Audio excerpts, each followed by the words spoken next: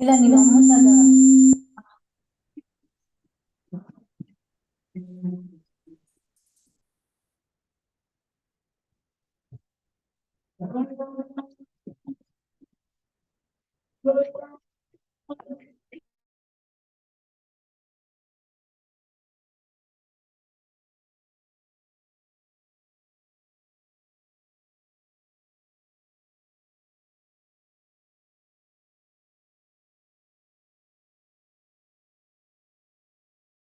कृष्ण सखा बतु दिगराज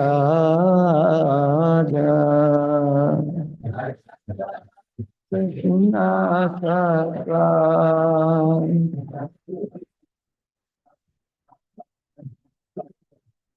जय राम घाट जय रोहिणी नंदन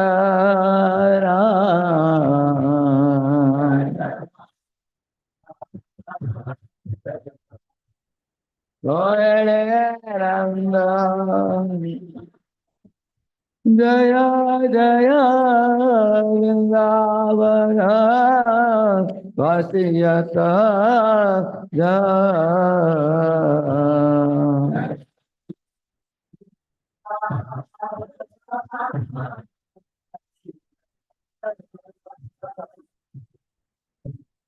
जय द्विज पत्नी जय नाग कन्या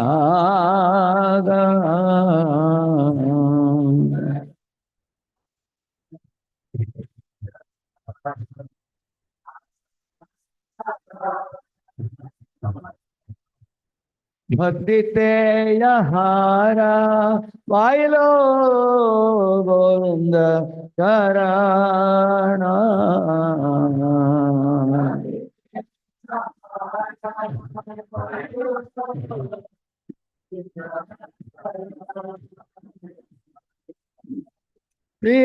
श्रीरासमणला जय जय राधाश्याम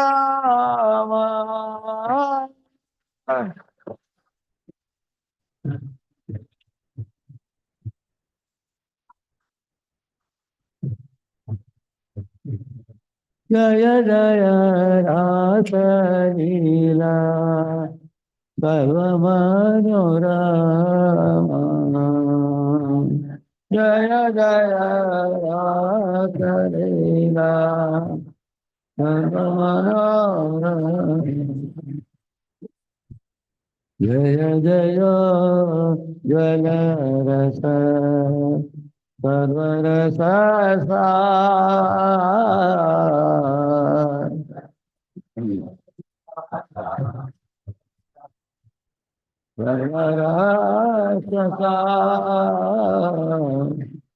पर किया भावे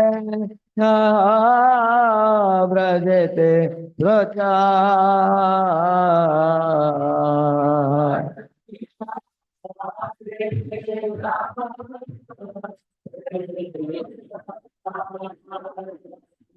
Vidanava pada padma purya parana Vidanava Vina Krishna gata ko hai nama sankirtan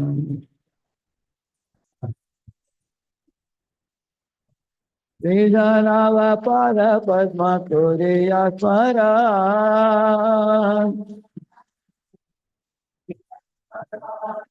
Vina Krishna gata ko hai nama sankirtan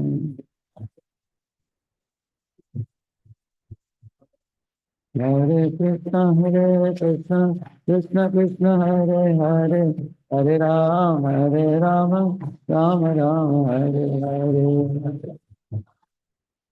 Krishna Krishna, Hare Hare, Hare Rama, Hare Krishna, Krishna Krishna, Hare Hare, Hare Rama, Rama Rama, Hare Hare.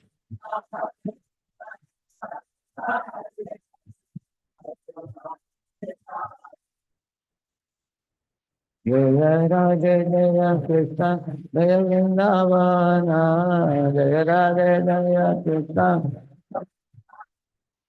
Shri Govinda Gopinatha Madana Mohana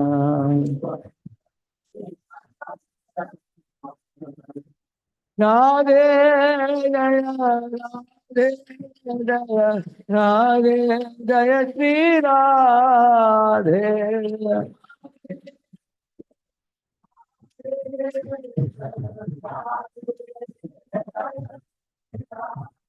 Jaya Radha Vinoda Radha Vinoda Radhe Radhe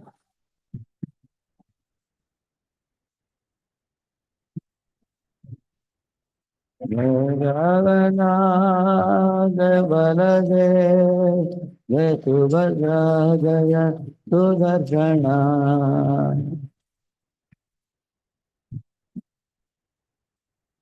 Jaya Subhadra Jaya Nitai Gauranga Jaya Nitai Gauranga Nitai Gauranga Jaya Nitai Gauranga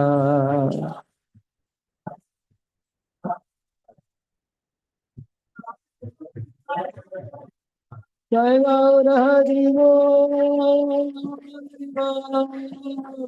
Hari Bol Jai Gaur Hari Bol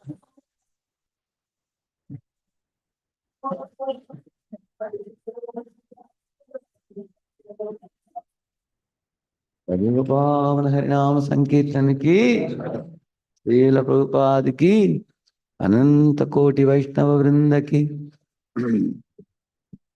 ओम अज्ञानतिमिरन्धस्य ज्ञानाञ्जनशलाकया चक्षुरुन्मीलितं येन तस्मै श्रीगुरवे नमः श्रीचैतन्यमनोभीष्टं स्थापितं येन भूतले स्वयं रूपः कदा मह्यं ददाति स्वपदान्तिकम् वन्देऽहं श्रीगुरोः श्रीयुतापदकमलं श्रीगुरून् वैष्णवांश्च श्रीरूपं साग्रजातं सहगण रघुनाथान्वितं तं सजीवं साद्वैतं सावधूतं परिजनासहितं कृष्णचैतन्यदेवं श्रीराधा कृष्णपादान् सहगण ललिता श्री विशाखान्वितांश्च नमा ओं विष्णुपादाय कृष्णप्रेष्ठाय भूतले श्रीमते भक्ति वेदांत स्वामी निति नामिने नमस्ते सारस्वते देवे गौरवाणी प्रचारिणे निर्विशेषा शून्यवादी पाश्चात्य देशतारिणे नमो महावदन्याय कृष्ण प्रेम प्रदायते कृष्णाय कृष्ण चैतन्य नाम्ने गौरत्विषे नमः हे कृष्ण करुणा सिंधु दीनबंधु जगतपते गोपेश गोपिका कांत राधा कांत नमोस्तुते तप्त कांचन गौरांगी राधे वृंदावनेश्वरी वृषभानुसुते देवी प्रणमामि हरिप्रिये वाञ्छाकल्पतरुभ्यश्च कृपा सिन्धुभ्य एव च पतितानां पावनेभ्यो वैष्णवेभ्यो नमो नमः। जय श्री कृष्ण चैतन्य प्रभु नित्यानंद श्री अद्वैत गदाधर श्रीवासादि गौर भक्त वृंद हरे Krishna Krishna Krishna Hare Hare Hare Ram Ram Ram Hare Hare.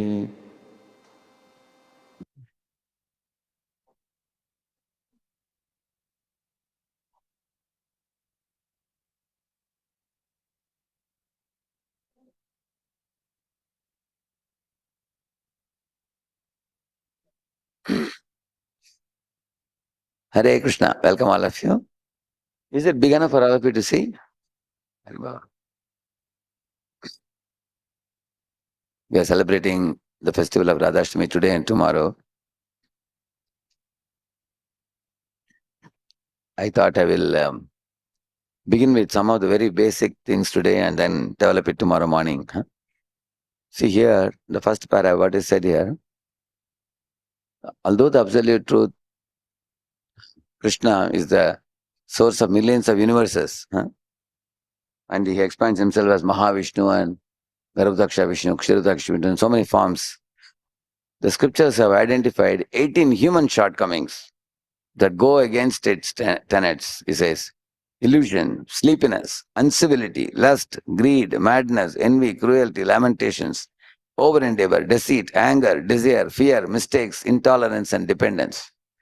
These 18 are considered shortcomings in humans. The scriptures proclaim that the Lord's qualities are absolutely free from these discrepancies. Occasionally, Kripa Shakti arranges the display of some of these discrepancies in the dealings of Krishna, Rama, and so on. And the devotees then perceive them, he says. So these 18 bad qualities in humans, when they appear in the Supreme Lord, they are not considered Dushanam, they are considered Bhushanam. I will tell you how. Sometimes, if a thief is found to be stealing, pickpocketing in a station or airport, police catch him and remove the belt and whip him heavily, punish him. But when Krishna steals butter from the homes of gopis, we celebrate him as Makanchor, isn't it? Govinda Madhava Navanita Taskara Sundara Nanda Gopala. Correct, no? Who is the Navanita Taskar? The stealer of butter. So when he steals butter, we celebrate singing songs like this about him. So he is glorified as a stealer of butter, isn't it? So not only he stole butter, like you see in the picture, he's stealing butter from the other homes for making a pyramid. He steals butter in his own home also from mother. Mother keeps it on a pot and sometimes in the rooftop, sometimes down. He breaks the pot and steals on the Diwali day, isn't it?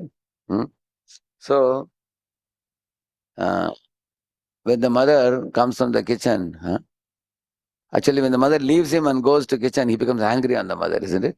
The absolute truth is said to be peaceful, but he becomes angry. So I will show you another PPT.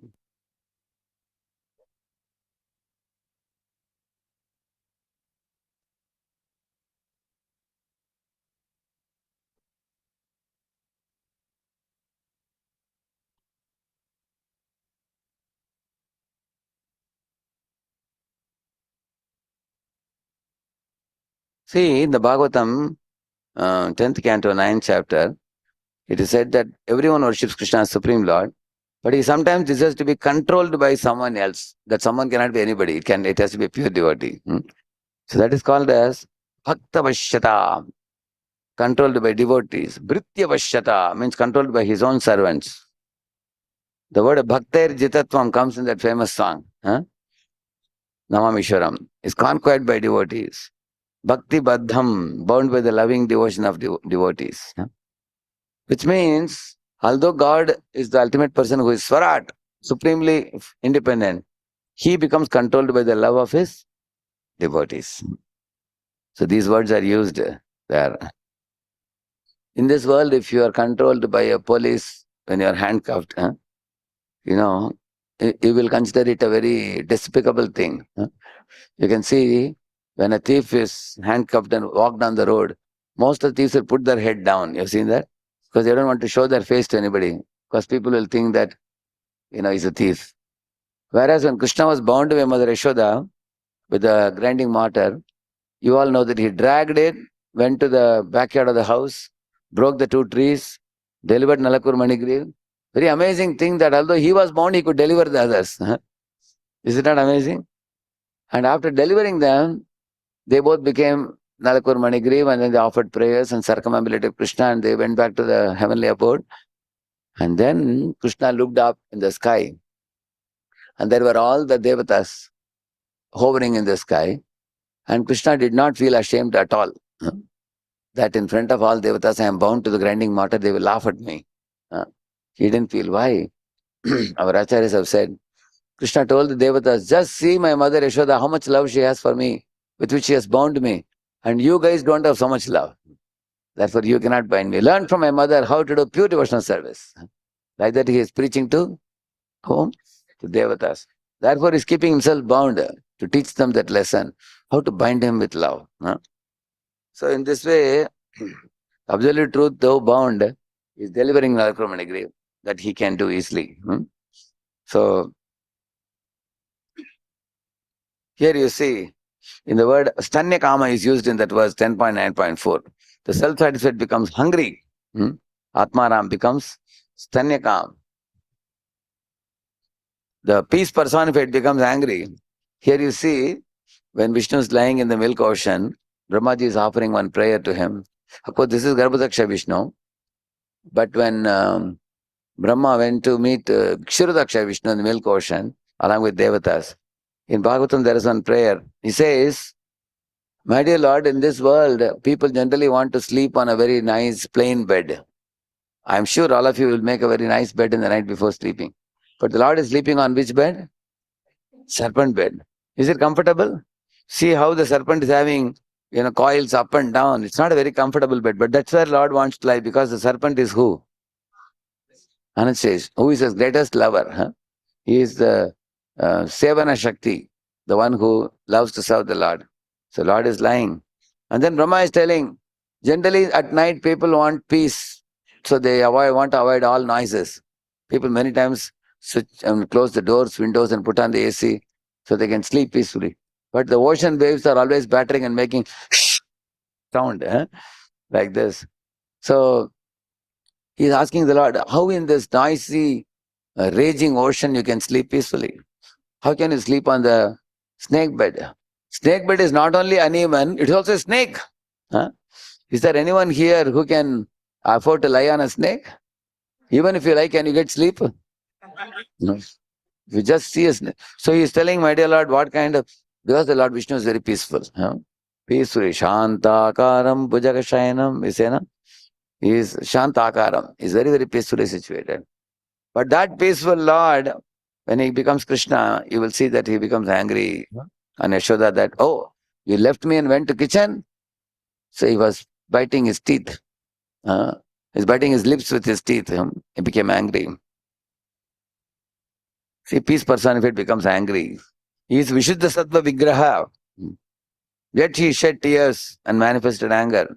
He broke a pot of yogurt and stole butter to distribute to monkeys. The wealthiest thief. Why he is wealthiest? Because he is Madhava. Madhava means husband of the goddess of fortune. Yet he becomes a thief. See, if somebody is a crorepati, why should he go and steal somebody's house? But although he is the Lord of Lakshmi, still he steals butter to give pleasure to the gopis. Goes to the homes of gopis. One boy was asking, sir, how can God go and steal in others' homes? He should ask and take. So then we told him, you see, he is not stealing anybody else's property. All butter in all universe belongs to Krishna only. But still the boy is arguing, no, still he should ask permission and take. He is stealing in his own home.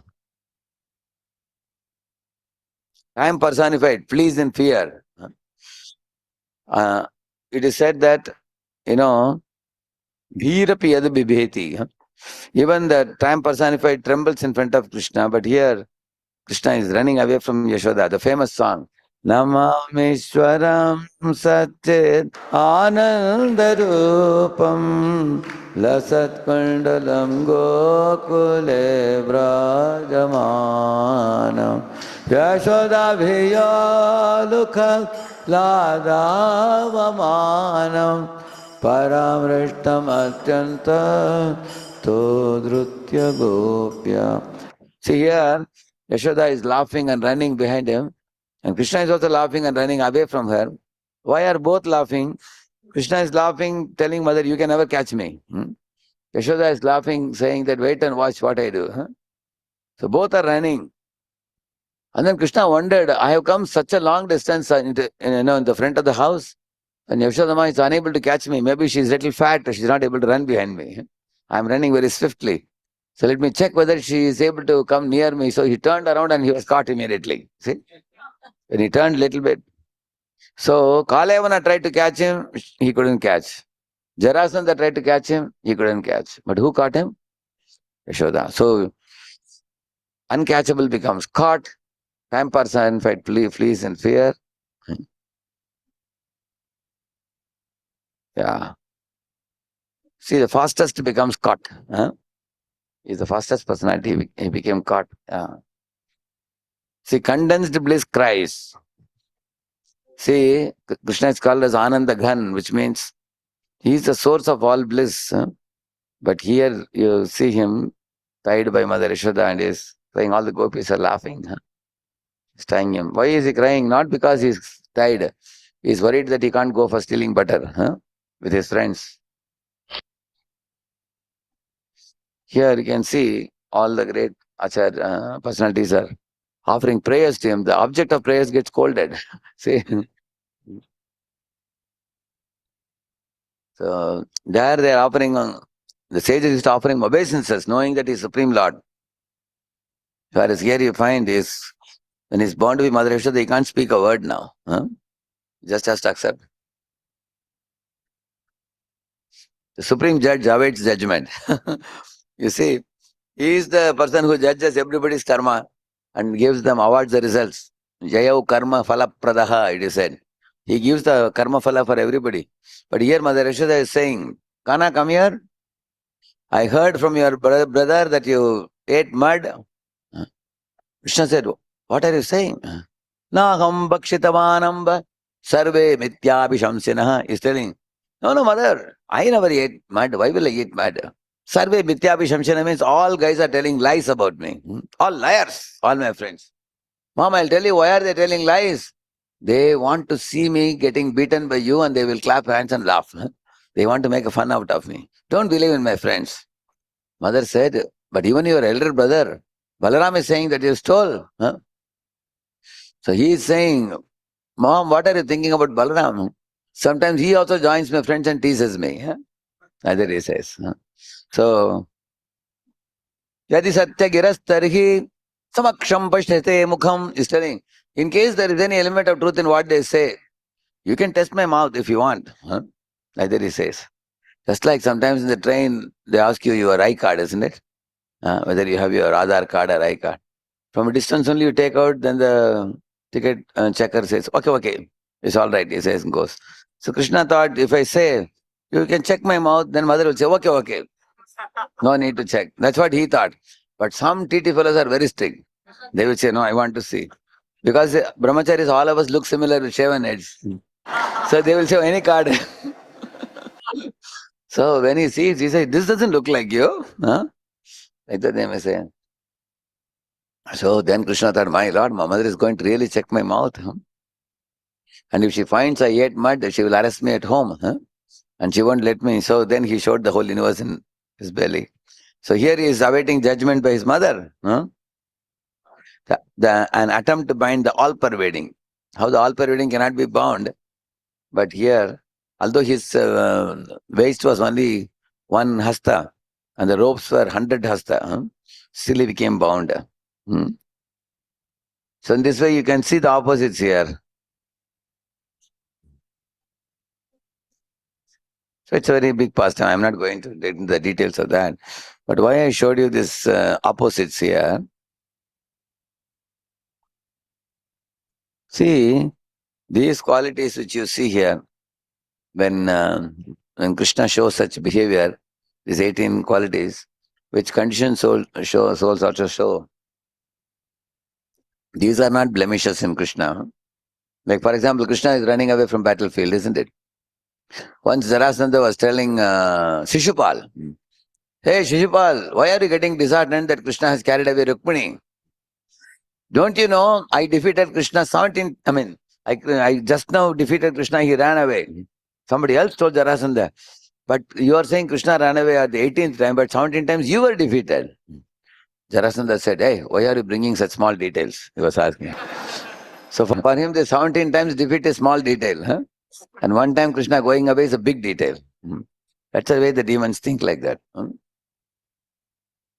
So you can see that Krishna is supremely renounced. He left the battle and went, but still he is celebrated as Ranchodrai in Gujarat. So he is not humiliated for leaving the battle. He is glorified because everybody knows he left for a certain purpose. He left to go and attend to the Brahman who brought a letter from Rukmini. So he is glorified as Ranchod. So any such activity Krishna does, he looks very beautiful. So one of you read this one, but sometimes, where's the mic? The other mic? But sometimes, Hare Krishna. But sometimes these qualities are found in the activities of God. How to reconcile this? Our acharyas have explained that these qualities are exhibited sometimes within God during his human pastimes to please his devotees. In the Bhagavad Gita, Krishna himself has said, yeah. So how can Lord please his devotees? For example, if a child is dependent on the mother feels great pleasure. If the child doesn't depend on the mother, if Krishna says, Mother Rishoda, I am after all God, why do I have to depend on you? Then there is no rasa. Huh? See, you will see the world is created in such a way that when you are a small baby, you depend on the mother. And the dependence creates more love and affection. So Lord purposefully agrees to get bound by Mother Yashoda, chased by her.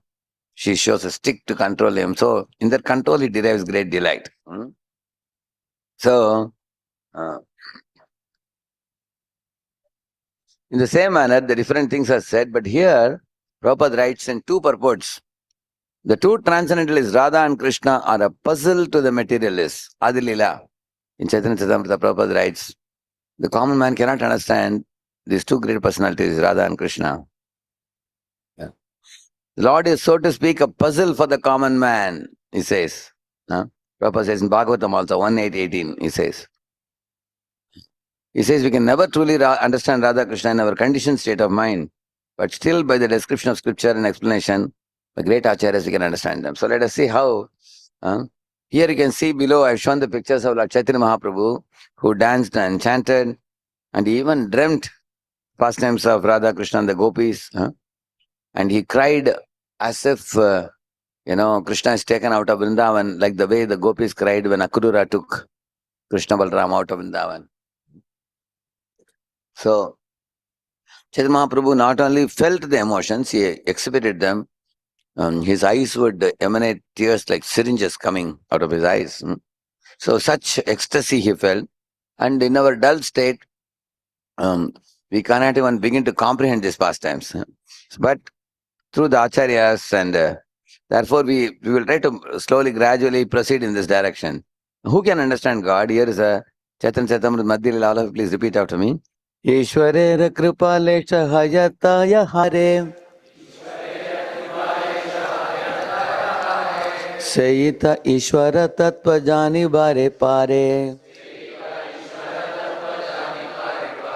Who has the mic with you? Translation. Yeah. As Srila Prabhupada has said, we can translation. Translation. Yes. If one receives but a tiny bit of Lord's favor by dint of devotional service, he can understand the nature of the Supreme Personality of Godhead. You have to get a tiny bit of Lord's favor. Prasadaleshanugrihita evahi. This also says Bhagavatam. Shreya Shrutim. Now what that was? Atapite deva padambu jadvaya. Prasadaleshanugrihita evahi. Janati tatvam bhagavan mahimno.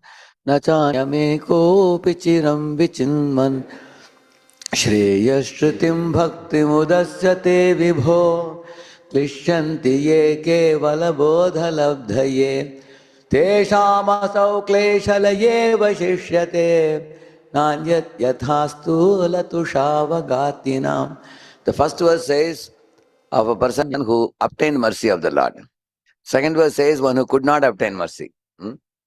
First verse says persons like Prahalad or Dhruva or Narada boy, even though they were small children, or birds like Jatayu, animals like Vanaras, like Hanumanji, like that, or animals like Gajendra. You can see that. Even somebody as old women like Shabari, and all these people got a glimpse of the Lord's mercy and eventually attained perfection in their life. When Lord shows a favor to a devotee who renders devotion service, then the nature of Krishna becomes understandable to the devotee. The devotee delights in Lord's association. And the next verse says, if you speculate about Krishna, if you are suspicious about Krishna, if you are envious of Krishna and his activities, then such a jnani is unable to understand Krishna and his efforts. What are it like? What are those efforts like? He says it's like beating an empty husk, he says. You want a husk? When you beat it, you get the grains. But after removing the grains, if you again and again beat the empty husk, will you get anything? He says, yes, you will get something. What is it? Shoulder pain, he says. And that's the only thing you will get. Kleshalayeva shishyate, he says. So, there are many people trying to speculate about God, they cannot understand. In that connection, Gajendra says one prayer, the meaning of which is given here. You all can repeat after me? It's not given here. Nama Atma Pradipaya Sakshine Paramatmane Namo Giram Viduraya Manasascheta Samapi. He's telling, my dear Lord, you are like a sun. Sun can be seen by which light? Torch light or hurricane lamp or which light? Sun can be seen by sunlight. But no other way. Sun can only be seen by, because the sun is emanating light. With that light only you can see the sun. So, in the same manner, God can be seen by God's mercy only. No other way. Nobody else can show it. Which means when Krishna becomes agreeable to shower his mercy. For example, in the middle of the night, 12 o'clock, your king is shouting, hey sun, come out now. Will the sun come? Nobody can command. When the sun rises by his own accord, then you can see the sun. One time I was in an airport, the air hostess, she was overwhelmed with so many people going to the counter and asking why the plane is getting late. Already it's half an hour. What time it's going to leave? She said, please all of you take your seats. I will come back to you. She was saying. So it was like half an hour, 45 minutes past the time promised to us. So we were waiting. Then after 1 hour, she picked up the mic and announced, then such and such flight number, she said, and said, you see, now it is very foggy. So the plane is delayed today. So please all of you wait.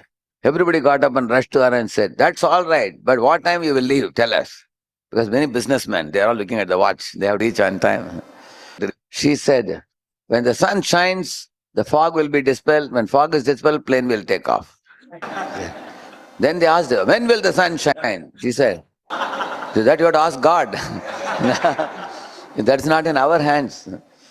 When God clears the fog, then only we can go, she said. Similarly, our ignorance is like a fog. When that fog is dispelled, then we can see Krishna's true nature, how wonderful he is. Otherwise, conditioned souls imitate Krishna and they try to compare themselves with him. Like sometimes a boy hears Krishna married, 16,108 queens in Dwaraka. So one boy was arguing, even with Prabhupada also people argued, why God married so many queens? Prabhupada said, why are you envious? I think you are envious, you cannot marry so many. Huh? You cannot maintain one also. Huh? And you are envious that God married so many. And Prabhupada said, he just didn't marry, he gave them all, each one palace. Huh? He gave them saris, he gave them ornaments. Huh? Not only that, he expanded himself into 16,108 forms and lived with each of the queens. Every queen thought that Krishna is only with me. They were thinking, that is his opulence. Some 200, 300 years ago, one Nawab also married 160 queens in India. But he told all the queens, at the most I can come once in a year to your house, that's all. Huh? Because, he cannot expand. He's an ordinary Nawab. So he may marry many queens, but they have no ability to expand like Krishna. Krishna not only expanded, he also gave all the opulences. So Prabhupada, that is the meaning of God. Huh? So nobody can imitate God like that, his opulence. So don't be envious, Prabhupada said. So that's what he's saying. Ishwarera kripalesha hayataya hare. Seita Ishwara tattva jani bare pare. So if you get a glimpse, if you get a small favor of Krishna, then everything becomes understandable about him. Just like when the sun shines, you can see the sun. Now, here the nature of lust and love are explained. Now, many activities Krishna did. One is stealing of the butter, running away from the battle. These are all apparently controversial, but you can understand that they are glorified by the devotees because he's Supreme Lord. Now, somebody may ask a question. Krishna had so many lovers in Vrindavan. He danced with the gopis. Is it proper?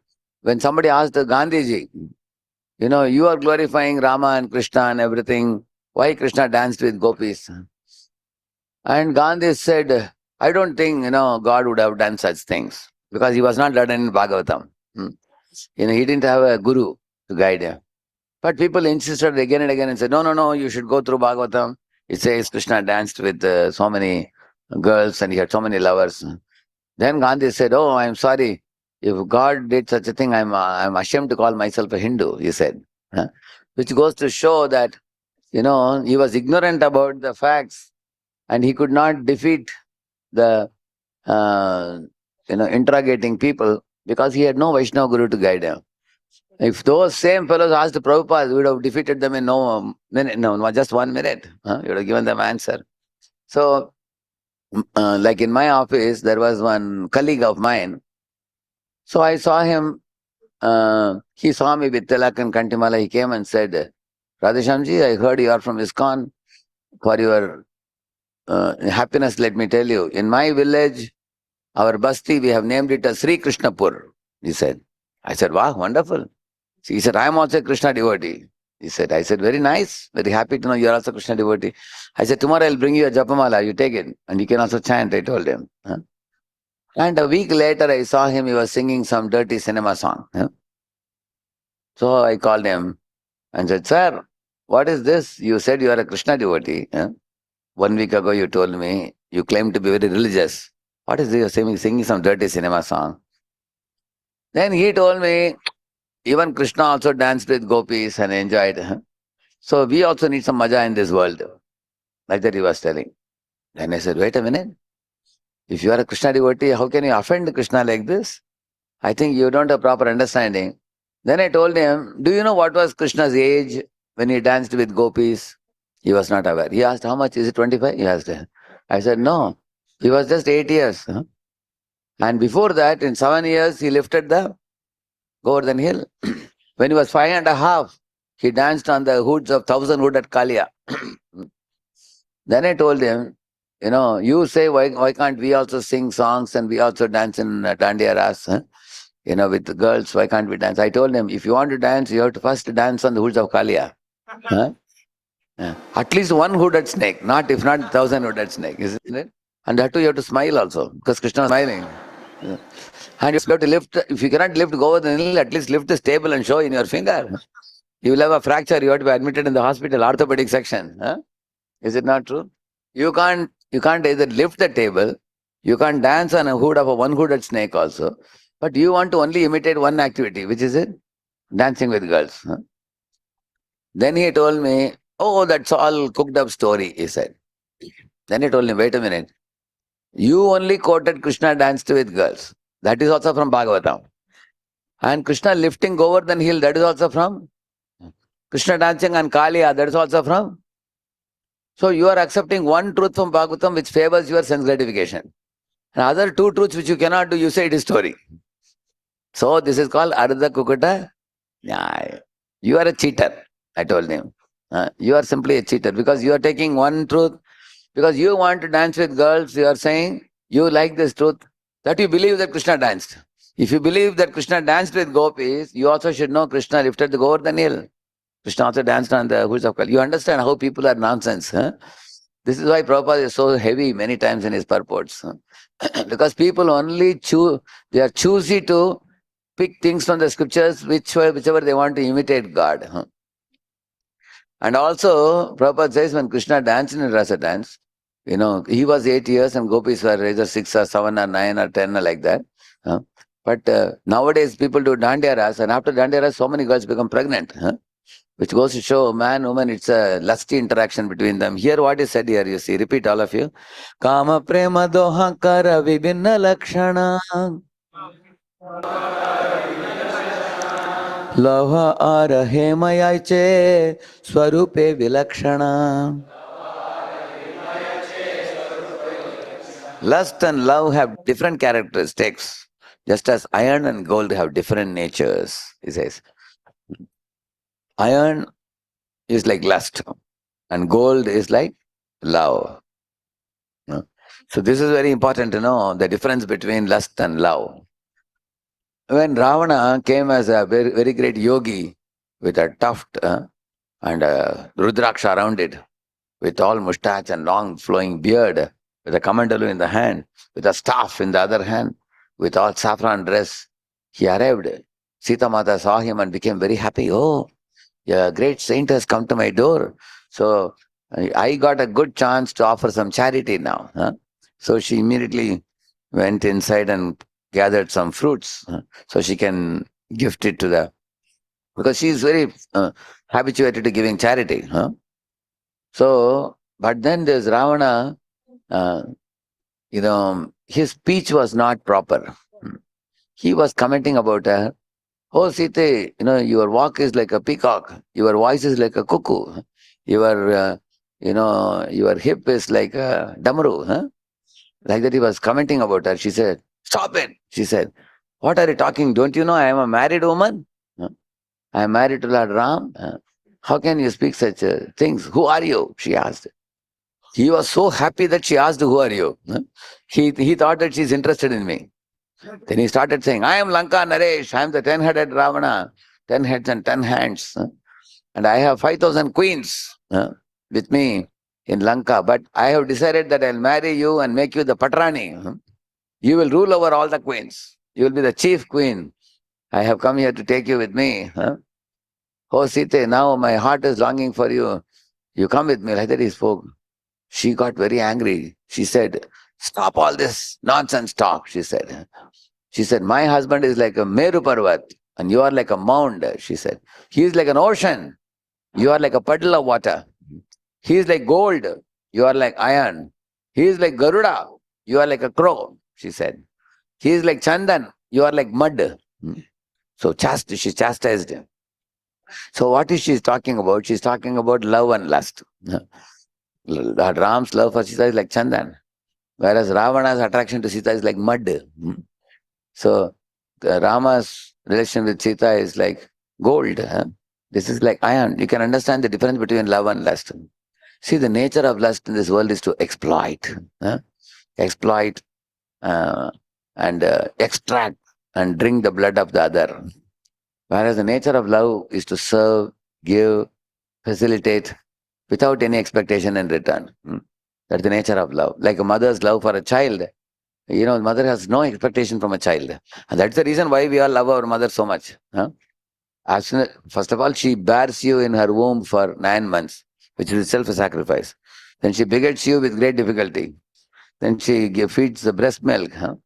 Then she raises the child despite all the nonsense the child creates, yelling, shouting, crying at midnight. Huh? She sacrifices her time, energy, everything. And then as the child grows and asks mother, what do you want? She says, I want nothing from you. I just want to see you happy. This is actually an example of a selfless, loving relation. So in such a relation, you cry tears for the mother because you know that I have received so much without her having any expectation from me. So that is actually love. Love means it's one way you keep on giving without expecting anything in return. Love is voluntary. Love involves sacrifice, uh, and the love involves service. Love involves no expectation. Whereas lust means one always thinks, what can I get out of that other person? Uh, Sometimes in marriage matchmaking, the engagement only doesn't happen sometimes because of the demands. So the boys' parents are asking girls' parents, what all you will give to my son? Will you give a car? Will you give a house? Will you give gold chain, this much gold and everything? The engagement only doesn't happen. Exploitation starts even before the engagement only, many times. So how can there be a loving relation if there is too much expectation like that? So they are just the opposite. Lust is like this, love is like this. Both have a vigor, but the loving vigor is full of sacrifice. The lusty vigor is full of exploitation. One is a downward vector, one is an upward vector. Please repeat this verse. Okay. One should try to discriminate between sexual love and pure love, for they belong to different categories, with a gulf of difference between them. They are as different from one another as iron is from gold. So, yeah, just like a waiter is smiling very beautifully at you, he is only smiling for a tip. Huh? He has no love for you. He is just a waiter. He is hoping that if he smiles and behaves well, he will give some tip.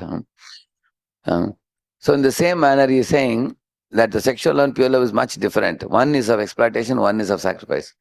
Atmendriya priti vancha bali kama. Krishnendriya priti yecha dhare prema nama. The desire to gratify one's own senses is called kama, lust. But the desire to please the senses of Lord Krishna is called prem, love. Kamera tatparya nija sambhoga kevala. Krishna sukha tatparya matra premata prabala. The object of lust is only the enjoyment of one's own senses. But the love caters to the enjoyment of Lord Krishna, and thus it is very powerful. Like in a company, for example, the employer is employing a boy. The boy is thinking, I will do less work and get more salary. The employer is thinking, I will extract more work and give him less salary. So both are thinking about whose benefit? Their own benefit. So when the employer is away for a week, then the boy thinks, now I am 1 week, I am carefree now. When the cat is away, rat can dance. Like that he is thinking. So that is lust, example of lust. Many people in India, you ask them, what are you doing? They say, I am doing service, they will say, if they are working in a company. What kind of service is that? If the salary stops, service will stop. Whereas service of a disciple to Guru never stops. A disciple serves Guru voluntarily without expecting anything in return. So when Prabhupada came to Hyderabad, one rich man attended Prabhupada's programs and got very inspired. He said, Swamiji, I am so inspired by your lectures and kirtans and your disciples. I have a piece of land I want to give to you. So he took Prabhupada and showed one spot. And he said, it's a very busy, nice place. If you make a temple here, thousands of people will come. And Prabhupada immediately accepted. So the man brought the papers and everything and he gave to Prabhupada. And then Prabhupada told him, see, now you have given your land to me in Krishna's service. I am grateful to you. But do you know what should be your consciousness? Prabhupada asked him. Man asked him, please tell me what I should think. Prabhupada said, you should think like you have taken some Ganges water and given back to Ganges. Because this land was given to you by God and now you are giving it back to Him. You are giving it back to Him. If you have this consciousness, then it is love. But if you think, I am a rich man, this is my land, the Swamiji is a beggar, okay, take it, I am giving. then that is lust. That is not a proper consciousness. So Prabhupada not only accepted gifts from people, he also taught them the right attitude with which one should give, one should serve. Yeah. So Krishna and his pure devotees, gopis, about them there is a vivid description in the Srimad Bhagavatam. So we will see even all the four Vedas are glorifying Krishna as the supreme entity. Even in the Chandogya Upanishad, there is a verse which says, Brahmanyo Devaki Putraha. The Lord appears as Devaki Putra. So that Supreme Lord has many devotees, but amongst them the gopis are considered the topmost. Who considers them topmost? Like Jayadeva Goswami wrote the Gita Govinda. He wrote gopis as the topmost. Similarly, Lord Chaitanya Mahaprabhu, who appeared 500 years ago, he adored the gopis as the topmost. He says, Aradhya Bhagavan Vrajesha Tanayastadhama Vrindavanam Ramya Kajidupasana Brajabadu Vargenava Kalpita. He's saying, if you compare all the devotees, many devotees have come in this world. Amongst them, who's the topmost? Gopis, he's saying. Then Sripad Shankaracharya has written one Gopijana Vallabhashtakam. There is 8 verses. In those 8 verses, he has devoted 3 paragraphs to gopis. Out of the 8. He's saying there is nobody like gopis, he's saying. He has glorified also. In the same manner, you can see many acharyas have adored the gopis as the topmost. Brahma, in one of his prayers, says that these Vrindavan Vasis are so great, I want to put my 4 heads in Barsana Dham, where the gopis are residing. And let me become 4 mountains, Mangad, Bangad, Dangad, Vilasgad. And let all the gopis climb up the mountain and come down, and they will give the dust of their feet on my head. So Brahma wants to accept the dust of the gopis on his head. Similarly, Lord Shiva also want to enter the rasa dance which the gopis are doing with Krishna. So he decorates himself like a gopi, comes to the dancing arena. And Lalita Vishaka are the inspectors. They are checking, who is this personality? And then when he comes near, he is saying, I am Gopeshwar Mahadev. I am one of the gopis. So suddenly they find snake is coming out like this. So they get frightened. And Krishna laughs and Krishna says, oh, this is our Lord Shiva. And Krishna says, if you go with the snake into the rasa dance, all gopis will get frightened. So better you stand at the door and you join the screening committee along with Lalita and Vishaka. So then Gopeshwar Mahadev stands at the entrance and guards the Rasasthali. So in this way, great personalities are taking part. Gopeshwar Mahadev, Brahma. Once Narada wanted to write about the bhakti of the gopis. But you cannot write about their bhakti unless you have experienced in it. So then Narada was told, Brahma told him that you have to go to the Kusum Sarovar, isn't it? He takes a dip. When he comes out, Narada becomes Naradi Gopi. So he has a female form. Then he enters the rasa dance and he studies, understands everything. Then he comes out, then he writes all the Narada Bhakti Sutra and everything. So you will find in this way that great personalities have developed aspiration to enter the rasa dance. And those who cannot enter the rasa dance, like Brahma and his wife Saraswati, Shiva and Gauri, Indra and Sachi, they are all flying in the airplanes and showering flowers when the rasa dance is happening. So it's not an ordinary dance between boys and girls. And if it was so, no acharyas will talk about it. Acharyas are all many renounced sannyasis. Shukadeva Goswami is one of the top-notch renunciates. So great, there is a verse about him that when he was in the womb of his mother, 16 years he refused to come out. And then his father was pleading him, come out, come out, come out. 16th year he agreed to come. But as soon as he came out of the womb, anybody knows what he did? He walked towards the forest. Yam prabrajantam anupetam upeta krityam dvaipayano viraha katara ajuhava putreti tanmayataya taravo vinedustam sarva bhuta hridayam munimanatosmi. It is said yam prabrajantam. Immediately he left for the forest. And when he was walking towards the forest, at that time, there was a pond where only ladies take bath. There is another pond elsewhere where only men take bath. And the pond where the ladies take bath, no men are allowed there. Nobody goes there. It's only for the women. But on the road, which is on the side of that pond, of course, near the pond, there are a lot of bushes, trees and bushes and plants, creepers are there. When he was going, Shukadeva, his body was bluish, he had curly hair, he was very handsome, he was a 16-year-old lad, and he was practically Avaduta with no dress in his body, he was Digambar. He was passing in the road. So many ladies were taking bath, practically with no clothes in their body. Hmm. And then Vedavyas followed his son, calling, Putra, Putra, Putra, he was calling. Hey son, son, he was calling. But son didn't turn back. He walked straight to forest. So at that time, Vedavyas asked the ladies, hey, I am fit enough to be your grandfather. As soon as you saw me, you put on your dress immediately, and then you are respecting me. But what about my son? When he was walking little ahead of me, you ladies never felt any shyness. Why? They said, oh sage, your son knows not the difference between male and female. He only sees the soul in everybody. So he is Brahman realized jnani. And how do we know that? Women have a sixth sense to detect which man is lusty in dealing with women. They can easily understand, they can subdue such men very easily. So these women saw that although his bodily parts were very developed, he was not agitated by the sight of the nude women in the water. He was exactly like a child. Sometimes you see a small kid sits on the lap of the mother.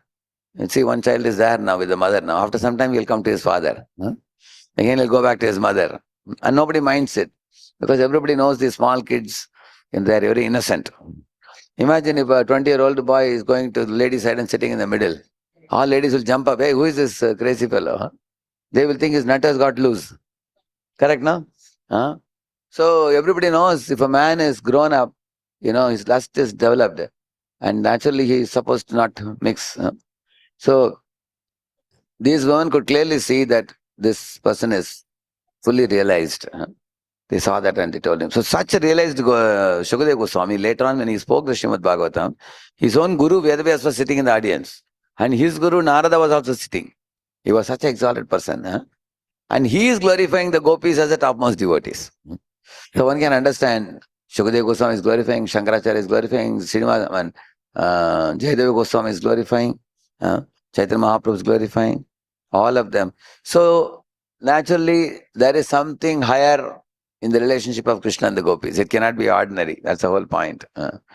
You can see here, the gopis vilap, or the crying in separation, is glorified by all the acharyas. See, when gopis were singing Gopi Gitam, Krishna is hiding and watching, you see. He was relishing their devotion. And the gopis were singing the Gopi Gitam.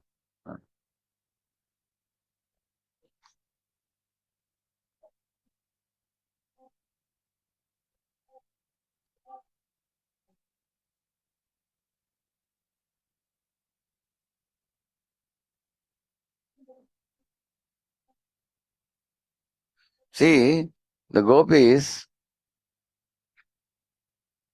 see why, there are 10 reasons why you cannot imitate Krishna's rasa dance. I have written here. First one, Prabhupada says,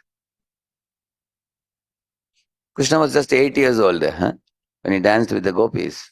That's why Parikshit asked the question to Shukadeva Goswami. An 8-year-old boy is a very small kid. He hasn't developed any type of vikar or erotic emotions. Then why did Krishna dance with gopis? He asked. Another thing it is said here in one of the shlokas it is mentioned, the gopis were dancing with Krishna in the spiritual bodies. There is one shloka which says that. In fact, the fathers of the gopis, brothers and husbands, they all saw the gopis' body lying at home. But still the souls of the gopis came out and went to the Katha and danced with Krishna. So Prabhupada writes here, Krishna is the supreme person, the whole spirit, and he danced with the spiritual bodies of the gopis. Therefore, there is no reason to accuse Krishna in any way, like the Prabhupada writes in Krishna book, based on that shloka. So, the gopis who were allowed to enter the rasa dance were completely free from any tinge of lust. If they had a tinge of lust, they were not allowed entry. If you want to know where is this, 10.29.9 Bhagavatam says that. 10.29.9, there is a very elaborate purport there. Because the rasa dance who participated, there were many sages in the Dandakaranya forest. And these sages were all rishis with big long beards and tuft, and China, meditating and everything. So one day they saw Lord Ram coming and, Ram, Lakshman and Sita. How Mother Sita was serving food to Ram. They saw that beauty. So they developed immediately a fondness that we want to have bodies like Sita, female body. And we also want to serve Ram like a wife. And immediately Lord Ram understood the sense. Because when devotees look at the Lord, they develop desire to serve him in various ways. Somebody want to become servant. Somebody want to become friend. Somebody want to serve the Lord in Vatsalya. Like this Bali Maharaja's sister wanted to, feed the child Vamana when she saw. So people develop sentiments like that when they see the Lord. So these fellows, these sages in Dandakaranya forest, what they develop? They develop the Madhurya type of feeling. How nice if we can also become the females and then marry Rama and serve him. Immediately Lord Ram called them and told them, see, don't contemplate on becoming females because the sages can turn their body to female quickly. They had the ability. They can turn their form at will. Suddenly imagine if all the ladies go and ask Ram, please marry us. He said, I have taken what Vrata? Ekapatni Vrat. Even if you come as females to me, I cannot accept you. But you have to patiently continue your tapasya. Next time when I come as like Krishna, you will all become gopis. So you are called as Rishichari gopis. So they became Rishichari gopis and entered the rasa dance. So there are Rishichari gopis, Shrutichari gopis. Shrutis are the Upanishads and the Vedas personified. They went and pleaded Krishna. They said, our understanding of God is very meager. Although we give knowledge about the Paramatatvam, we have no juice of rasa dealing with the Lord. So we are coming and praying to you, allow us to join the dance. The Lord said, okay, you also join. Shrutichari gopis. So Shrutichari gopis, Rishichari gopis, Munichari gopis. Then from the heavenly planet, there were daughters of Devatas. And those daughters were already almost pure devotees. They had only one last birth in the material world. What is it? Go to Bhauma Vrindavan, take birth, participate in Leelas, and finish your term in material world, go back to Godhead. So those are called Devakanya gopis. All these people were pure devotees. So Devakanya gopis, Shuchari gopis, Munichari gopis, Rishishari gopis, all these people. And then there were some gopis who were like sadhana bhakta gopis, like all of us are sadhana bhaktas. They were not yet fully purified. We all have a desire to serve, but we have some propensity to enjoy also. So they were not allowed entry into the rasa dance. In fact, they were stopped by the relatives, due to which they closed their eyes tightly and they meditated on Krishna and left their bodies. Those gopis. So in the next life, they will get chance to, go and join the dance. So it's not an ordinary dance. Tejiya samna doshaya. Prabhupada says, no one can imitate great souls. Prabhupada says, like if somebody tries to drink poison like Shiva, what will happen? They will die. Nobody can imitate. Neither can we lift Govardhan hill, nor can we dance on Kaliya's hoods. Because Krishna did such kinds of things, one should know what is the meaning of God. He proved it. So one should not try to imitate. See, Krishna did two type of activities, alaukik and laukik. So now I will tell you one Leela and you have to tell me whether it is laukik or alaukik. Laukik means human-like. Alaukik means transcend, superhuman, not imitatable. Correct now? Okay, Gochar and Leela is what? Laukik. Even you and I can drive cows. Is it not true? Stealing butter? Laukik. Isn't it? Swallowing forest fire? Alaukik. Lifting Govardhan hill? Yeah. Opening mouth and showing to Yashoda? Yeah, opening, anybody can open and show. But showing Brahmanda in the belly? That's allowed. So Krishna showed both type of pastimes. So he showed human-like pastimes to increase the affection of his devotees. Because the more the Lord behaves like human, it's very endearing to our hearts. He behaves like a friend of Arjuna, child, darling of Yashoda, lover of Radharani and gopis. So then we can relate with the Lord very easily. He comes with two hands, plays with the devotees. Imagine one of your friends has 4 hands. Any of you feel you will be comfortable? You'll always keep seeing the extra 2 hands. You can't be friendly. Therefore, Lord comes like you and me. That's why it is said, Anugrahaya bhaktanam deham manushyamasthitah bhajate tadrishi krida ya shrutva tatparo bhavet. He says, Lord performs human-like activities in this world. Why? He says, anybody who hears these transcendental pastimes, they will become transcendental. Huh? He comes amongst us and moves amongst us like a playful child or a friend, like that. Another brilliant question Shukadeva Goswami asked. Carrying Krishna in their hearts, the devotees wander as even brahmacharis and sannyasis in this world without any contact with women. Huh? If they can remain without contact with women, why does Krishna need a woman? Think about it. Huh? He is God. They are carrying him in their hearts and they are free from contamination. Just like a sun evaporates urine, doesn't get contaminated. Like that, Krishna is the absorber of sinful reactions. How can keeping him in the heart, even devotees don't get contaminated, how can Lord get contaminated? He asked the question.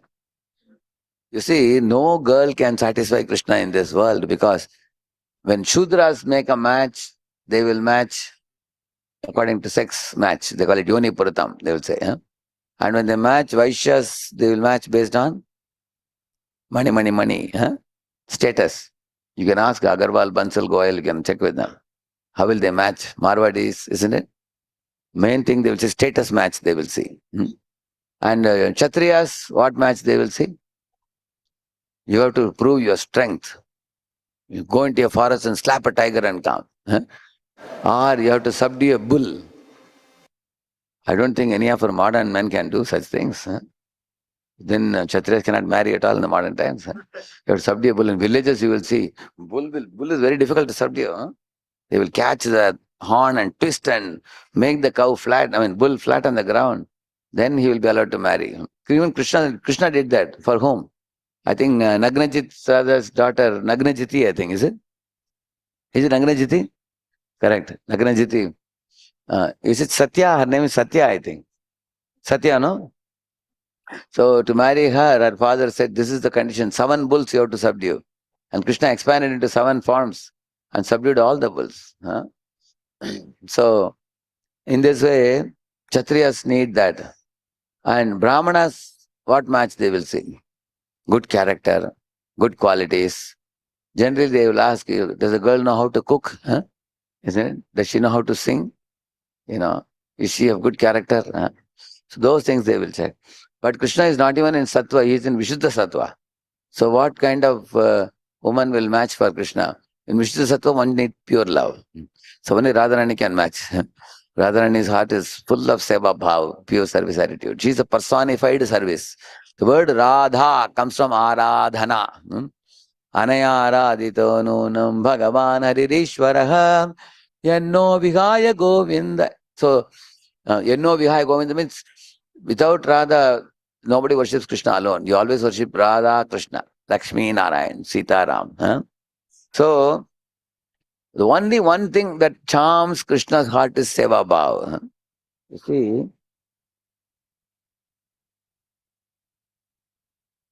I'll just show you one thing.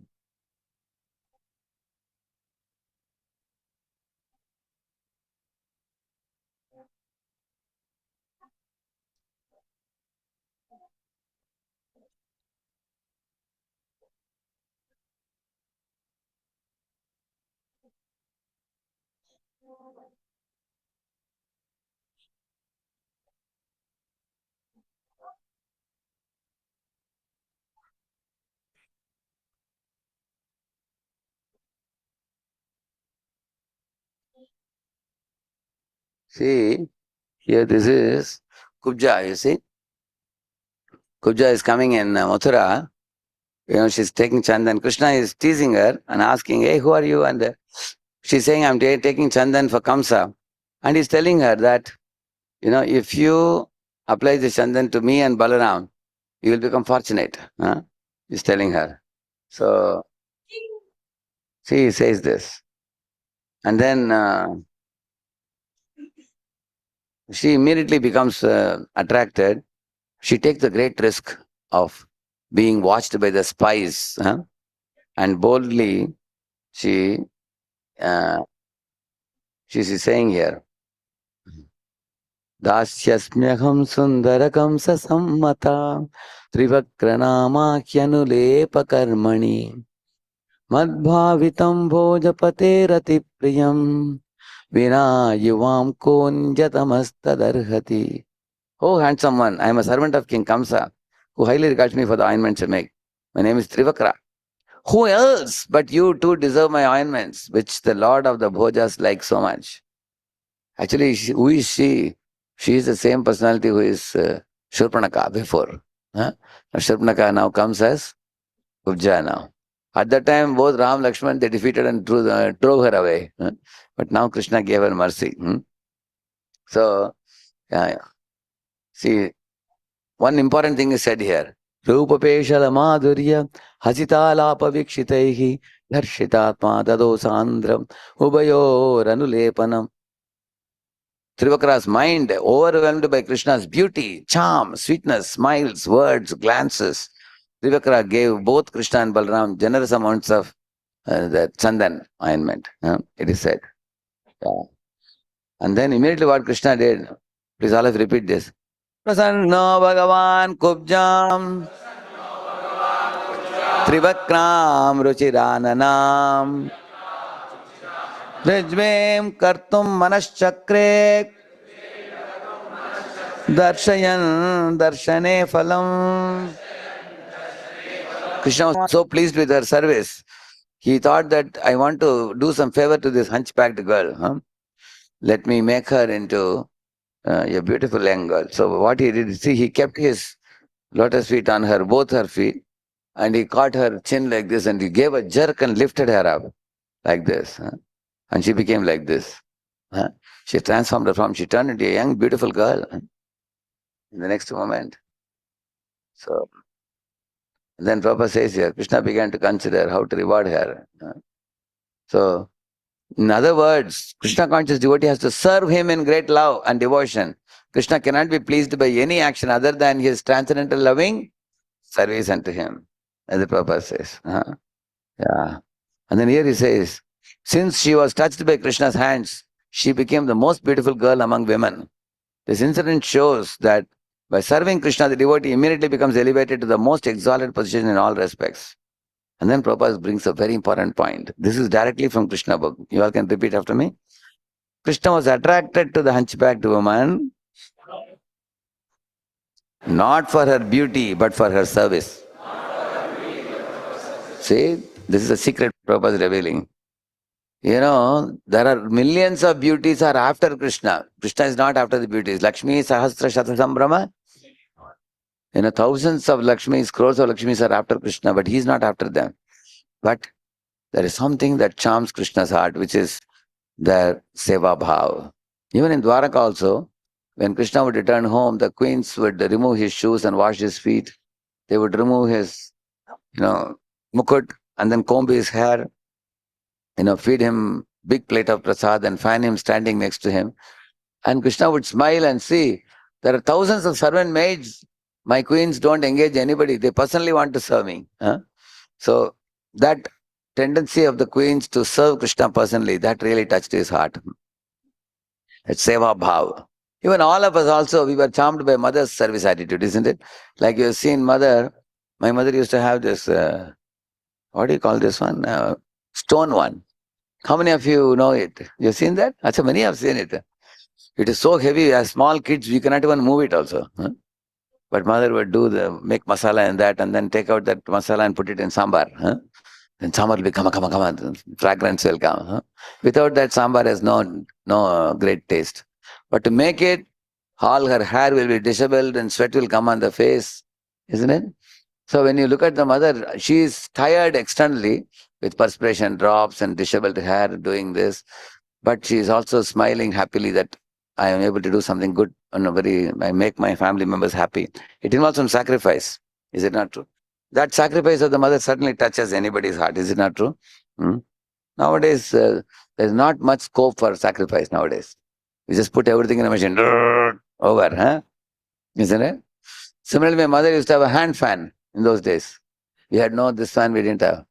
So she will serve my father, myself, all of us, and she'll be fanning with the hand. Now we have just put on the switch. It just goes on. In those days, there was a lot of opportunity for personal service. So the queens were personally serving. Krishna was charmed. Here also, She personally served Krishna, and that attracted Krishna. Prabhupada says, as soon as she rendered service, she immediately became the most beautiful woman. A Krishna conscious person does not have to be qualified or beautiful. After becoming Krishna conscious and rendering service unto Krishna, he becomes very much qualified and beautiful. You become beautiful by your service attitude to Krishna. That is the conclusion, Prabhupada is saying. See, Prabhupada saw potential even in the hippies. Nityan Prabhu saw potential in Jagamadai. This way it goes on. So,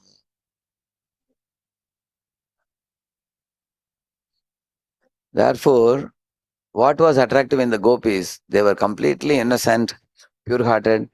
They were all pure devotees. They only came together and performed varieties of services for Krishna. And then, without any expectation in return.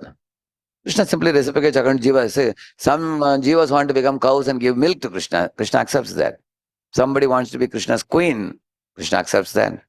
Somebody wants to be Krishna's friend. Krishna makes them friends. Somebody wants to be parent. Then Krishna performs pastimes with them as a parent. And he performs his naughty pranks. And so that he can delight.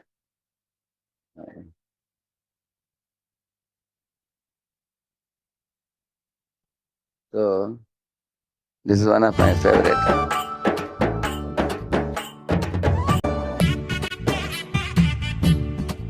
See, this is Mother Yashoda. You don't need to know the language. You will easily understand when you just watch it.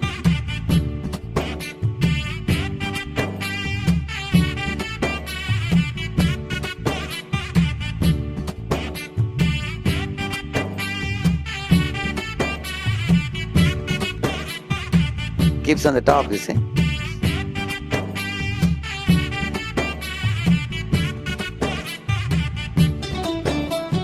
Vishamakkara Kannan Vishamakkara Kannan பொல்லாத விஷமக்கார கண்ணன் பொல்லாத விஷமக்கார கண்ணன் விஷமக்கார கண்ணன் வேடிக்கையாய் பாட்டு பாடி விதம் விதமாய் ஆட்டம் ஆடி நாழிக்கொரு லீலை செய்யும் நந்த கோபால கிருஷ்ணன் விஷமக்கார கண்ணன் விஷமக்கார கண்ணன் வேடிக்கையாய் பாட்டு பாடி விதம் விதமாய் ஆட்டம் ஆடி நாழிக்கொரு லீலை செய்யும் நந்த கோபால கிருஷ்ணன் விஷமக்கார கண்ணன் விஷமக்கார கண்ணன் பொல்லாத Vishamakkara Kannan Vishamakkara Kannan.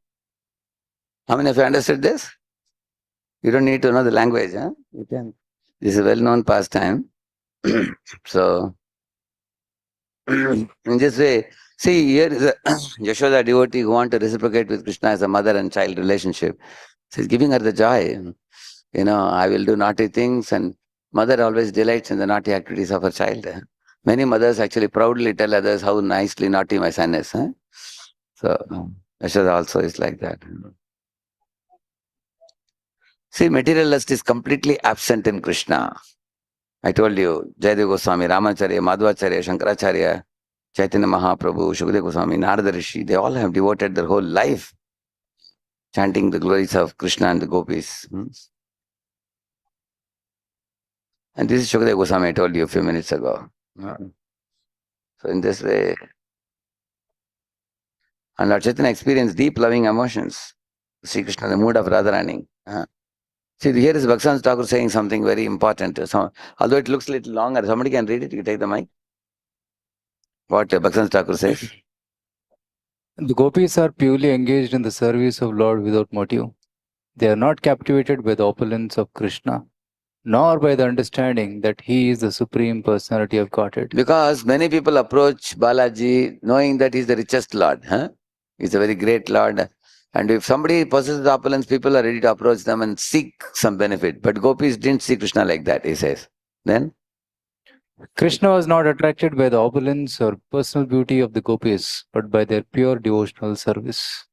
Similarly, the gopis were attracted to Krishna as a cowherd boy, not in sophisticated guise. In fact, when they saw him in a sophisticated kingly role in Kurukshetra, they were not at all attracted. They said, what is this? With a mukut and wearing kavach and, with rattling chariots, holding bow and arrow. Where is the sweetness of Vrindavan? Where is the Yamuna? Where is the humming bumblebees? Where is the moonlit night? Where is your flute? You look much different here. We are not at all fascinated by your kingly role. You leave all this and come to Vrindavan, they said. Lord Krishna is inconceivably powerful. To understand him, great yogis and saintly persons give up all material engagements and meditate upon him. The gopis are not interested in dry speculation, in the arts, in music, or other conditions of material life. It is not that the gopis are interested in cultural activities or something. Singing, dancing. No. They were singing, dancing because it was in relation to Krishna. Otherwise, they have no other interest, he says. They are bereft of all understanding of material enjoyment and renunciation. Their only desire is to see Krishna return and enjoy spiritual, transcendental pastimes with them. The gopis want him simply to stay in Vrindavan so that they can render service unto him for his pleasure. There is not even a tinge of personal sense gratification. So the Bhaktivinoda Thakur says this. Yeah. So finally, last point, he says Bhaktim and Param, two words are used. Vikreditam vajabadu viridam cha vishnoh Shraddhan vida anushanya tatavarnayedya Bhaktim Param Bhagavati pratilabhya kamam hridrogamashvapahinoti achirena dhiraha. This is the concluding verse. He says that if you hear these pastimes of purity of the gopis and the sanctity of the relationship of gopis with Krishna, bhakti will awaken in your heart by hearing these pastimes. Especially the speaker should be renounced. The speaker should not be a sense gratifier himself, stupid. And the hearers should hear with great Shraddha also. It is spoken with great Shraddha, heard with great Shraddha. Then it will kick out lust from our hearts and awaken affection for Krishna. Like that he says. Yeah. Not only that, Shukadeva Goswami says one more thing. Sometimes a child is playing on the floor. He is looking at his own reflection, beating it and playing. Similarly, Krishna is dancing with his own part and parcels. Because Mamevamsho Jiva Loke. See, in this world, all jivas are whose part and parcel? Krishna's. So when Krishna is dancing with the gopis, he is dancing with whose part and parcels? His own. On the other hand, if anybody says, I want to dance with another jiva, that jiva is not your part and parcel. In fact, you are dancing with Krishna's part and parcel. You are dancing, isn't it? Yeah, this I told you, Sita and Ravana, I told you this. Read this one. We have to get rid of eyes of avidya anjan, eyes of ignorance, and get eyes of premanjana, eyes tinged with soul of love. By not imitating Krishna struggling to become an enjoyer, but by following his teachings in the shape of Bhagavad Gita and Srimad Bhagavatam faithfully. Then whenever Guru and Krishna are pleased with our devotional service, we will get the eyes and heart to understand this pastime. Yeah, right now. So, in here you can see all the gopis are discussing about Krishna entering the forest and the good fortune of the flute. They are discussing amongst themselves. They are thinking how when Krishna Balaram enter the forest, along with their friends, what all they will be doing. They are telling about the trees. In the morning class, I was telling how the trees are giving flowers and fruits. The humming bees or bumblebees are flying along with him.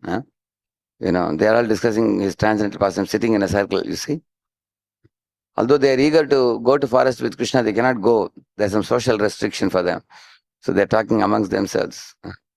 Vargapedam natavarapapu karnayor karnikaram vibrat vasak kanakakapisham vaijayantim chamalam randran venu ratarasudaya purayan gopa vrindair vrindaranyam sapadaramanam pravishad gita kirtihi. It is said, they are saying, in the morning when Krishna is with cows and calves about to leave with covered by friends, the Shukadeva Goswami is seeing through the eyes of gopis.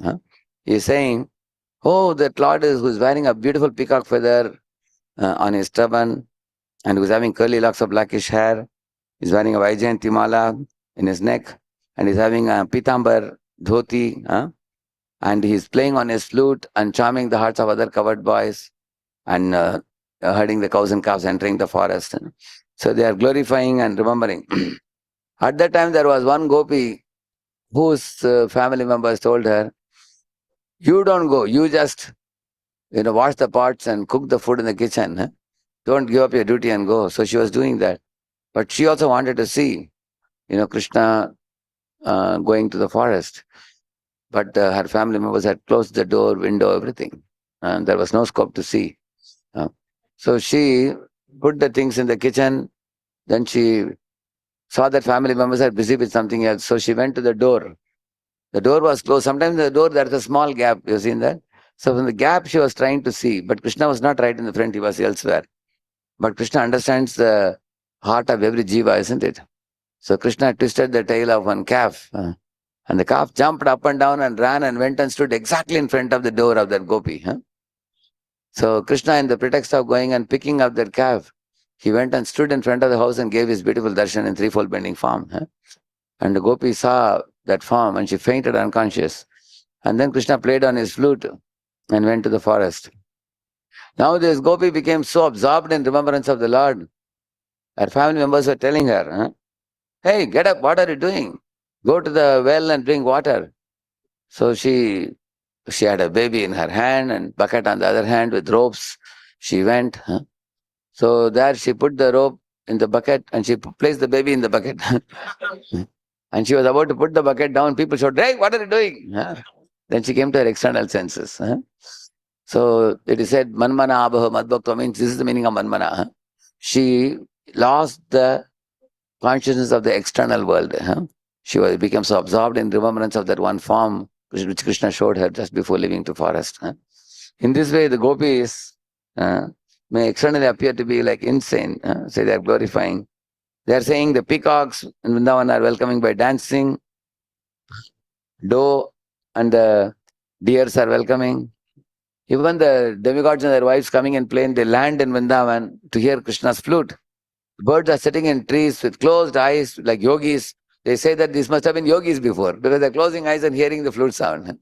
You've seen some people when you sing Carnatic music, they're just closing the eyes and moving the hand and hearing. You've seen some people, they'll be singing. Like that, the birds are, closing their eyes and hearing and rapt attention in. Like that, they must have been yogis, they're saying. And river like Yamuna is supposed to be fierce because she's whose sister? Yama's sister. So she's generally very fierce, Yamuna. But after hearing Krishna's flute sound, she becomes very mild. That means when Krishna's devotees who were earlier rash become very mild after becoming devotees. You're supposed to become mild. Yeah. So she becomes very mild. And the clouds are thinking, oh, the sun is hot today and, I have to go and serve the Lord. So the clouds start coming and forming a kind of umbrella over the head of Krishna and drizzling. See, the clouds, even they are serving. And the wind is carrying the Yamuna waters and the fragrance of flowers and going around Krishna Balram and covered boys and giving some very nice soothing effect. The Aboriginal girls are collecting the dust of Krishna's lotus feet when Krishna passes through the jungle, applying on their heads and hearts, and they become free from all kinds of lower nature. And the Govardhan is serving in varieties of ways. So in this way they are glorifying. They are seeing Krishna Balram entering the forest. They're thinking what all Krishna will be doing in the forest. How the deers are approaching him. Demigods are getting down. Demigod says, cows and calves are crying tears of love for him. River service, bird service, everything. Summer clouds. In this way, these are all remembrance of gopis. Gopis are absorbed in discussion of Krishna. So, then this is a climax chapter of Uddhava, and Uddhava going to Vrindavan and Radharani talking to the bumblebee. It's a very big thing. So today, in essence, three things we discussed. One first thing is, amongst all the understanding you may have about God in this world, the meager understanding of God is a generator, operator, destroyer, which some religions say, God created this world, he maintains it, he destroys it. Whatever you want, you go and take it from him. Most religions say, think like that. Or some religions say, if you don't worship him, repent or burn, they say. If you don't repent now, you will be sent to hell. That's all they know. They don't know much. They present God as somebody above the clouds hurling down thunderbolts if you do wrong things. But Bhagavata Dharma actually is far beyond that understanding. It says, God is not only uh, beyond this creation and annihilation in this world. He has abode of his own where he becomes subordinate to his own loving servitors. He becomes a friend of his devotees. He becomes son of his parents. He becomes a lover of the gopis. And how all the creatures, not out of any force, but out of voluntary nature, lovingly, with great pleasure, they serve the Lord. Like peacocks are dancing and welcoming, cuckoos are singing and welcoming. Everybody, even the so-called dull creatures also in spiritual world are very alive and active. How they are serving the Lord. So, therefore, when Krishna comes in this world, those 18 doshas in ordinary living entities, like stealing, crying, becoming angry, when they are seen in the Lord, they are considered as bhushanam, or bhushanam means ornament. They are not any kind of blemish. He may steal butter. Like sometimes I've seen a mother also may sometimes steal something from a child. You've seen that? Like child is taking mobile and trying to talk. Mother may steal the mobile. And she may keep it on the top of the fridge. And child is crying. Where is it? Where is it? She's crying. Then she may give some toy mobile. But her cheating to the child is for whose benefit? Child's benefit. So mother's cheating, father's cheating is no cheating at all. Correct, no? In the same manner, Krishna cheating the devotees. What kind of cheating is that? It's just playful cheating it is. Therefore, it is glorified. Correct, no?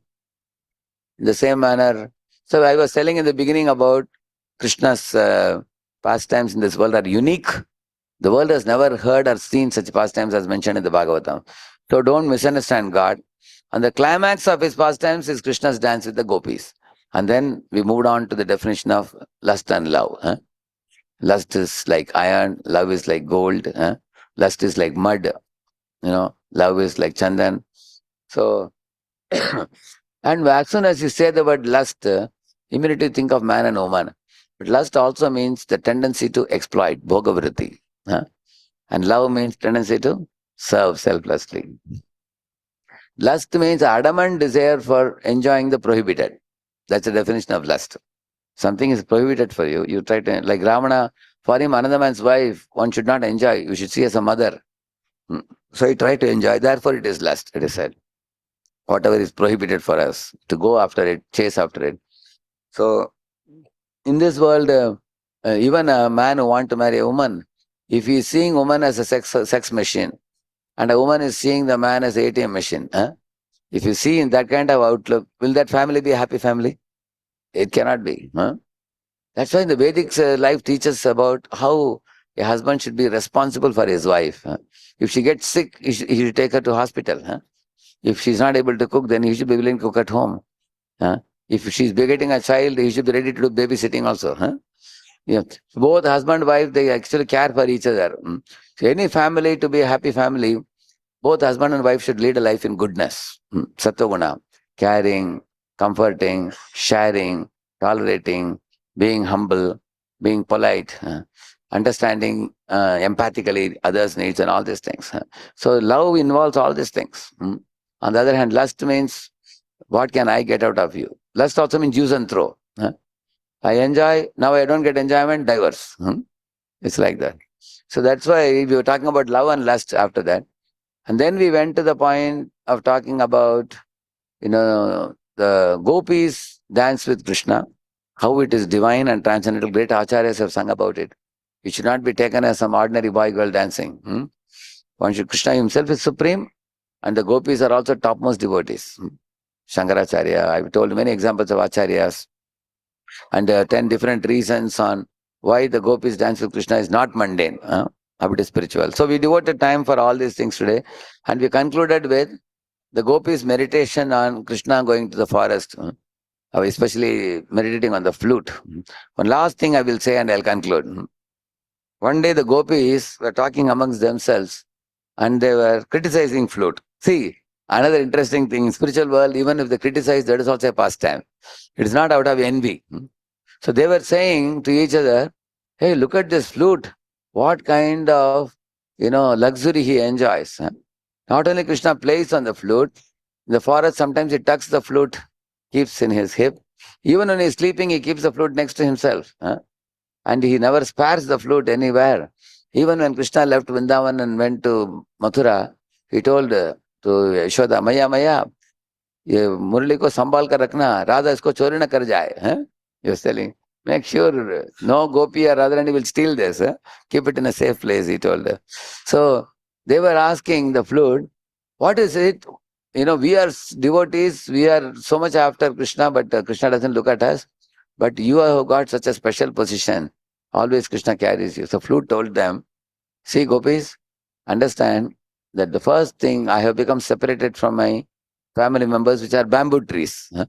They are all in one place, but I have agreed to go with Krishna. Secondly, the flute said, in order to become a flute, I allowed others to drill a hole in my body. So many holes. Is there multiple holes have to be made for a flute? Correct, no? Similarly, a devotee should be willing to perform austerities to attract Krishna's attention. Rise early in the morning, sleep early at night, chant the holy name, study the scriptures, render service to Krishna with deity worship and cooking bhoga for him and every service. So the flute said, one who performs severe austerities to attain Krishna only can attain. So he said, I was ready to forego my relatives. Like many of even the grihasthas here, when they become serious devotees, sometimes the relatives don't like, some friends, family. Then slowly they become so involved in ISKCON that devotees only become the relatives.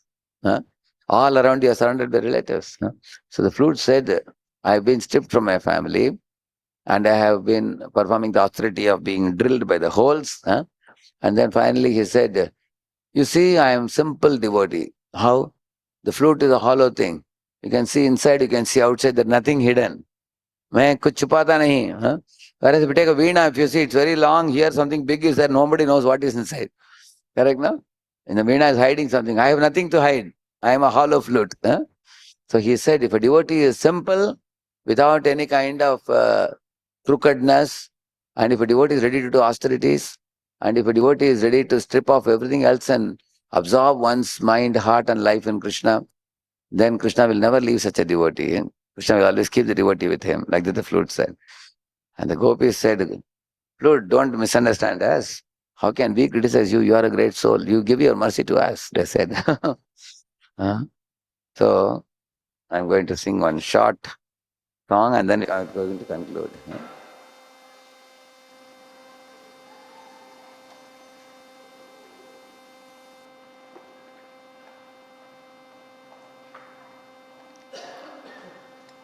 Radhe Jaya Jaya Madhava Dayite Gokula Taruni Mandala Mahite Radhe Jaya Jaya Madhava Dayite Gokula Taruni Mandala Mahite Namodara Rati Vardhana Vete Hare Netkota Vrinda Vipineshe Damadara Rati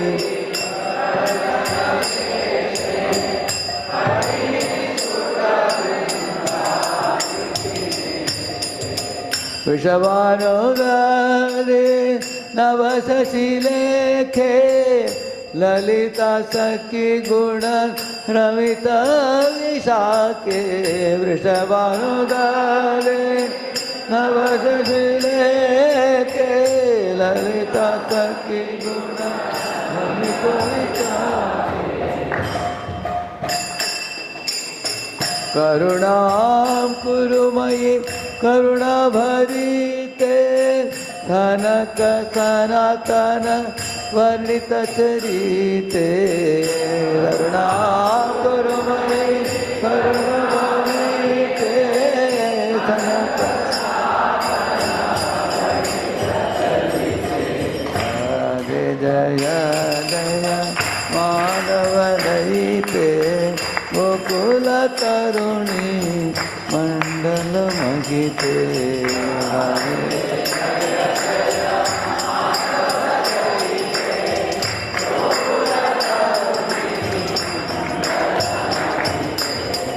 O Radha Madhava's beloved, O you whom all the young girls of Gokula worship, We were talking only about the glory of gopis, and she is the leader of the gopis. All glories unto you, all glories unto you. Oh, who you dress yourself so as to make Lord Damodara love you more and more. Oh, Queen of Lord Hari's pleasure grove, Vrindavan. Oh, new moon arisen from the ocean of King Vrishabhanu. Oh, friend of Lalita. Oh, you whose virtues delight Vishaka. Oh, most merciful goddess, Karunam Kurumai, Karuna Bharite. Oh, you whose divine qualities are sung by Sanak and Sanatana Kumaras, they are all Naishtika Brahmacharis who glorify your glories. Oh, most merciful Radha, please have mercy on me. Srimati Radharani ki, Shri Radha Vinod ki, Nalba Subhadra Maharani ki, Shri Gaur Nitai ki, Jai. Srila Prabhupada ki. Jai. So tomorrow morning I'll continue, and then tomorrow we will talk more about Radharani. We will not talk any other subject. Directly we'll go to Radharani tomorrow. Huh? Thank you. Hare Krishna. So tomorrow morning Katha will continue at 8 a.m. So devotees can come for Darshanarti.